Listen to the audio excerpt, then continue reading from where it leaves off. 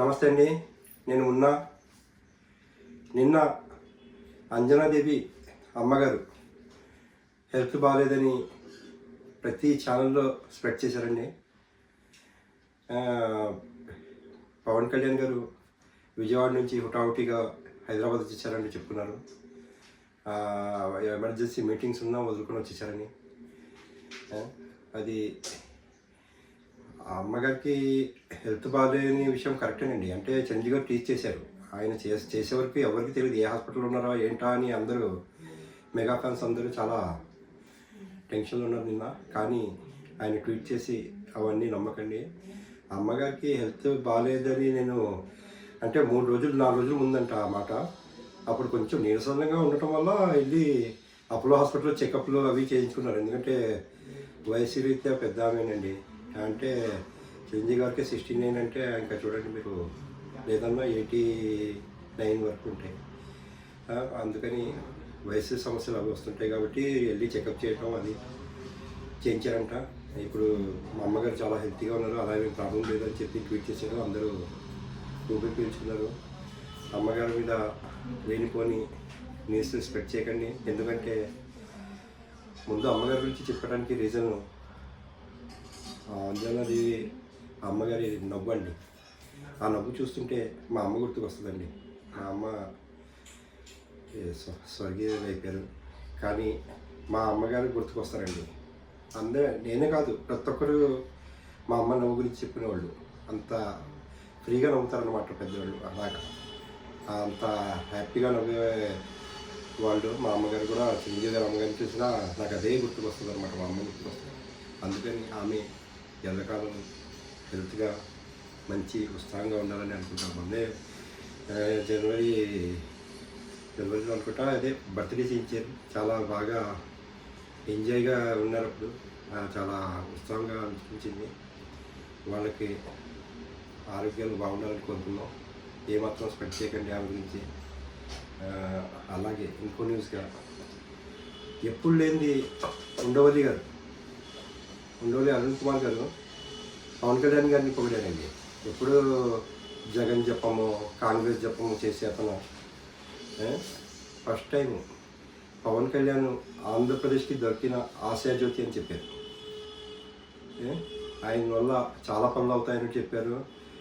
పెద్ద పెద్ద వాళ్ళతో ఢిల్లీలో సంబంధించిన పెద్ద పెద్ద నాయకులతో సంబంధాలు ఉన్నాయి కాబట్టి ఇక్కడ ఆయన ఎట్టి పరిస్థితుల్లో ఆంధ్రప్రదేశ్లో విజయాలు సాధిస్తారని చెప్పారు. అది ఒక గుడ్ న్యూస్ అనమాట. ఆయన నోట పవన్ కళ్యాణ్కి చెప్పటం.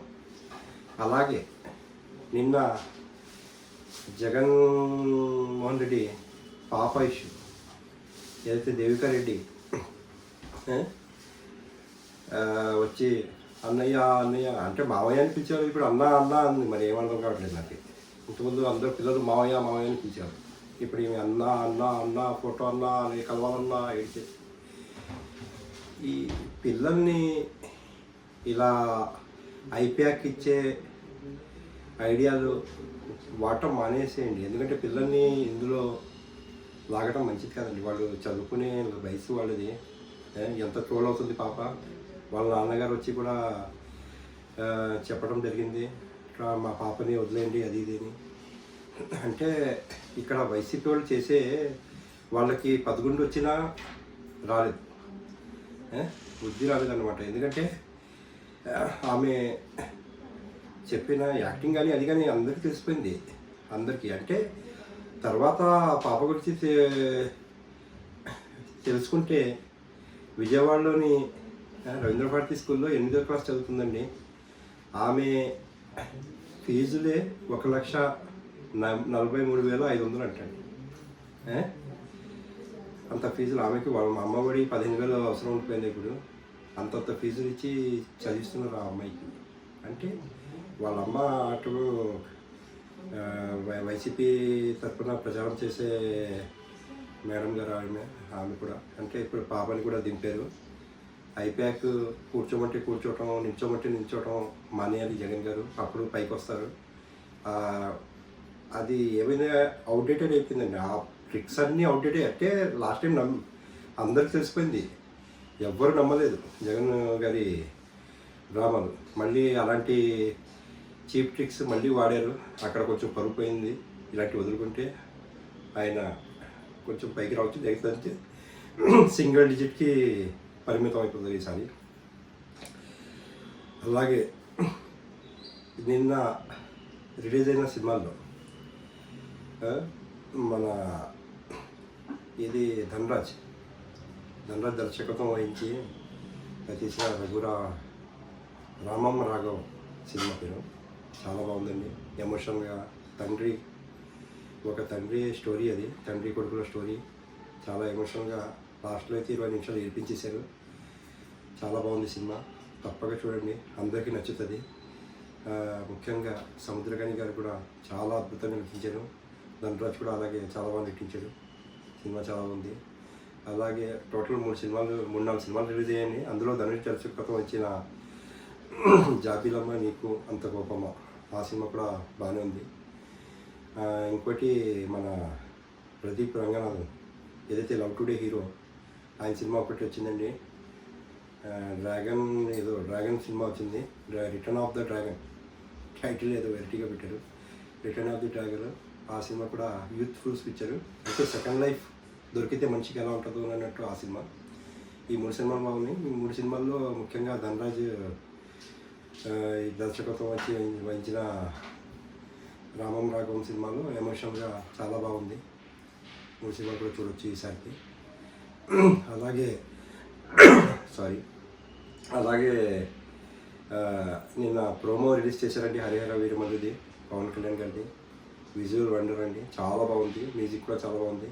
అంటే 24వ తారీఖు ఫుల్ సాంగ్ వస్తుంది. ఇప్పుడు ఏంటంటే ప్రోమో రిలీజ్ చేశారు, చూడడానికి చాలా బాగుంది. ఎప్పుడు వస్తుందని వెయిట్ చేస్తున్నాం. 24వ తారీఖు 3 గంటలకి చూడాలి అది. అలాగే ఇప్పుడు next Ram Charan cinema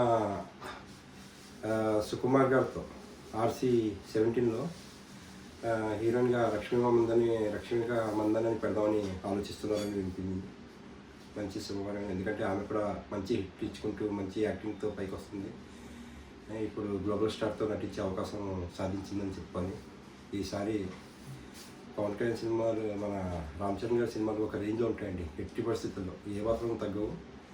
last cinema ఏదో బాగున్నా పని కట్టుకొని దాన్ని రివర్స్గా ప్రచారం చేశారు. ఈసారి ఆయన సినిమా చాలా ఉంటాయి. ముందు బుచ్చిబాబు సినిమా వస్తుంది, స్పోర్ట్స్ డ్రామా. దాని తర్వాత ఆ సినిమా కూడా సుకుమార్ కూడా చాలా బాగుంటాయి.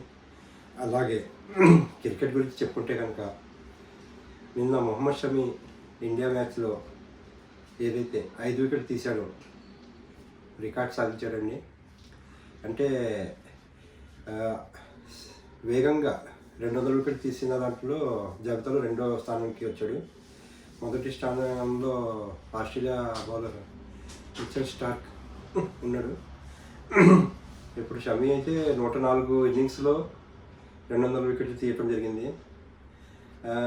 కానీ ఆయన కన్నా ఎవరు ఇప్పుడు ఇతను 104 ఇన్నింగ్స్లో సాధించాడు. మన మిచెల్ స్టార్క్ 102 ఇన్నింగ్స్లోనే సాధించాడు, 2 ఇన్నింగ్స్ తక్కువ. షమి 2 ఇన్నింగ్స్ పెరిగాయి. కానీ బంతుల వ్యవహారంలో ఏమైందంటే తక్కువ బంతుల్లో 200 వికెట్లు తీసిన బౌలర్ షమి అండి. ఆయన కన్నా తక్కువ బంతులు 200 వికెట్లు తీయడం జరిగింది. నిజంగా ప్రౌడ్ ఆఫ్ షమి, చాలా బాగా ఆడారు. ఇలాగే ఈ సిరీస్ ఎట్టి పరిస్థితుల్లో షమి ఫామ్లో వచ్చి రోహిత్ శర్మ, గిల్, విరాట్ కోహ్లీ వీరందరూ ఫామ్లో వచ్చేస్తే ఎట్టి పరిస్థితుల్లో ఈసారి ICC ఛాంపియన్స్ ట్రోఫీ మనదే, ఇండియాదే కంపల్సరీ. అలాగే థర్డ్ మ్యాచ్ నిన్న జరిగిందండి ICC ఛాంపియన్స్ ట్రోఫీలో. Bangladesh south Africa first batting చేసి 315 పరుగులు చేసింది. దాని తర్వాత బంగ్లాదేశ్ ఏమాత్రం పోటీ ఇవ్వలేకపోయింది. 208 పరుగులకి ఆల్అౌట్ అయిపోయింది. కానీ ఈరోజు మ్యాచ్లో 4th match Australia and England అండి. బాగుంటుంది, ఎందుకంటే 2 పెద్ద టీములు. ఈ మ్యాచ్ చూడాలి ఈరోజు. ఈ న్యూస్ ఛానల్ అవన్నీ చెప్పుకుంటున్నానండి. మీరు మొత్తం 4 విధాలుగా, ఒకటి పాలిటిక్స్, అందులోనే ఒక మన మూవీ, ఇలాగా స్పోర్ట్స్, 3 కలిపి చెప్పుకుందాం. ఈ ఛానల్ని మీరు సబ్స్క్రైబ్ చేయండి, షేర్ చేయండి, లైక్ చేయండి, ముఖ్యంగా సపోర్ట్ చేయండి sir. Thank you very much.